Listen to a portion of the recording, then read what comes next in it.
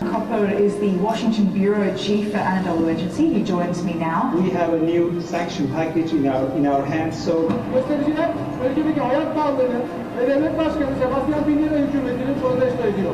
Şu an daha önümüzde bir süreç var. Temsilciler Meclisi'ne yapılacak bir oylama var. Bu sürecin de en kısa sürede sonuçlanmasını bekliyoruz. Gösteride İran lideri Hamaney'le yine sloganlar atılıyor. Melaporkan kondisi terkait video Gösterileri takip etmeye devam edeceğiz. Muhammed Emin Can'ın Anadolu Ajansı o geliyor.